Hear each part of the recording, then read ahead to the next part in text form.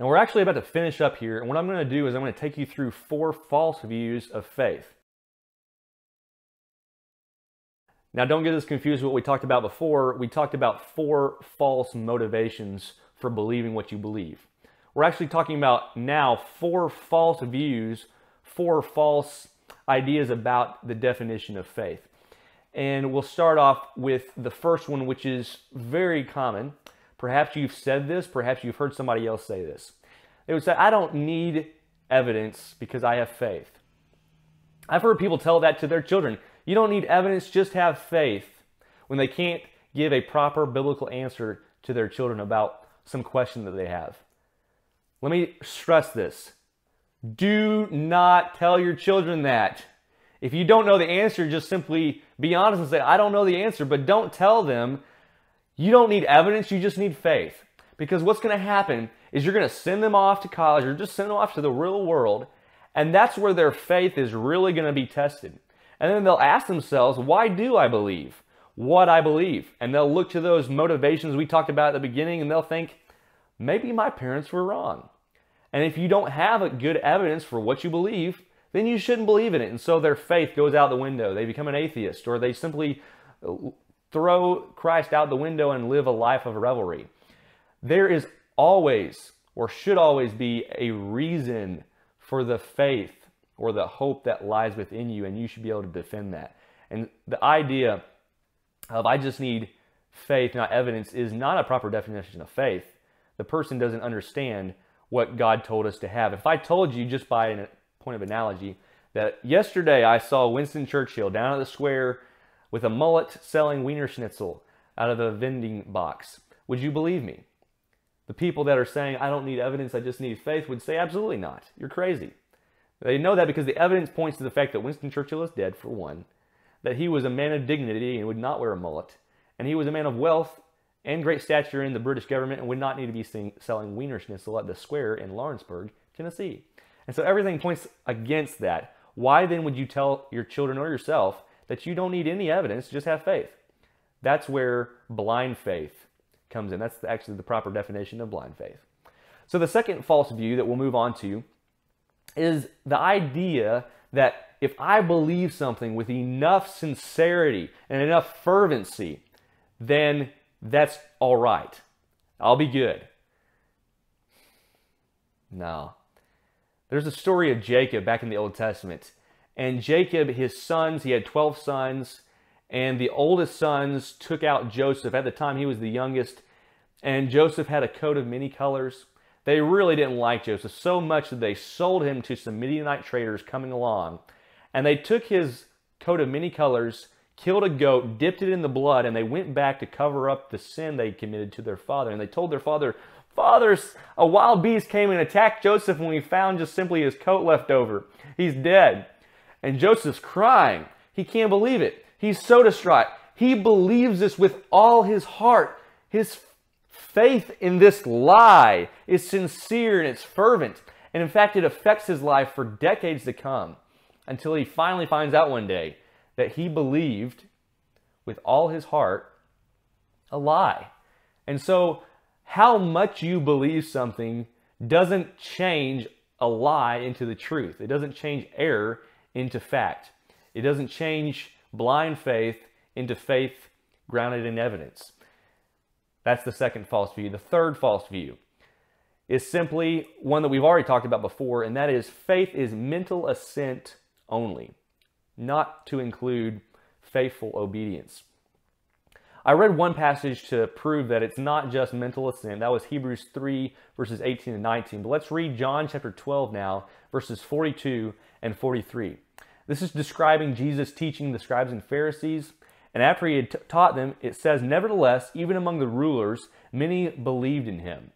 And so many of them had an agreement that what he was saying, proven by the miracles he was performing, made him who he said he was, the Christ, the Son of the living God. But because the Pharisees, they did not confess him, lest they should be put out of the synagogue. They believed Christ, that he was who he said he was, but again, faith is a matter of degree. And because of outside influences, it elevated their doubt and they didn't believe him enough to obey him. Faith is not just mental agreement with fact. It's mental agreement with fact, trusting in that enough to obey when the rubber meets the road. The final view that's false about faith is the idea that we have to have God miraculously give us faith. This comes from the false teachings of John Calvin, who was a reformer in the 1600s. And this doctrine came out as a product of fighting the Roman Catholic Church. The Roman Catholic Church taught that a man can do enough good works, he can say enough prayers, he can count enough beads or something to merit his salvation, to do what was maybe not even just his salvation, but somebody else's. It's a corrupt, false doctrine. And the Protestant reformers got that part right. They understood that was wrong. And one of the things that opened their eyes to the evils of the Roman Catholic Church that they had been deceived under and duped for hundreds and 1,000 years was brought to light by the translation of the Scriptures. And what I'm going to share with you here is just a little bit of history that's very pertinent to why this now doctrine that God has to miraculously change our hearts came out of this fighting the Roman Catholic Church. William Tyndale was born in the age of the Renaissance, a time of resurgence of the study of Greek and Hebrew. He graduated in 1515 from Oxford, where he had studied the Scriptures in Greek and in Hebrew. By the time he was 30, Tyndale had committed his life to translating the Bible from the original languages into English. His heart's desire is exemplified in a statement he made to a clergyman when refuting the view that only the clergy were qualified to read and correctly interpret the Scriptures. Tyndale said, "If God spare my life ere many years, I will cause a boy that driveth the plow to know more of the Scripture than you." Luther's German translation was the first translation from the original Greek into the common person's tongue in his country of Germany. William Tyndale translated for the first time from the original Greek into the common English tongue. Only 3 years later, he completed his testament in 1525. 15,000 copies in 6 editions were smuggled into England between the years of 1525 and 1530. Church authorities did their best to confiscate copies of Tyndale's translation and burn them. After being in prison for over a year, he was tried and condemned to death. He was strangled and burned at the stake on October 6, 1536.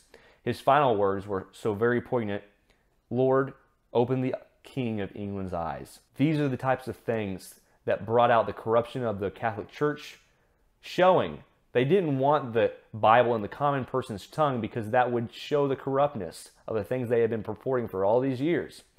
Men like Calvin went to the total opposite extreme of, instead of teaching works of merit, salvation by works of merit, teaching salvation by faith, mental assent alone, which is actually given to you by God, and so that you don't have to do any works whatsoever in order to be saved. In the middle ground, there is what the Bible teaches, works of faith, combining the ideas that you have to believe that Jesus Christ is the Son of God and believe enough to obey, which we've talked about already.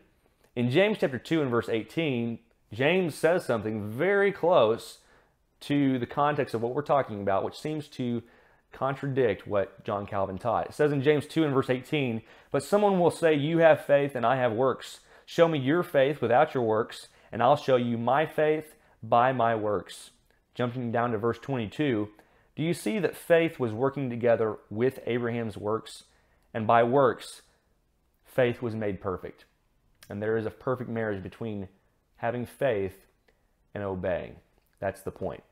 Well, that's basically the study that I have for you.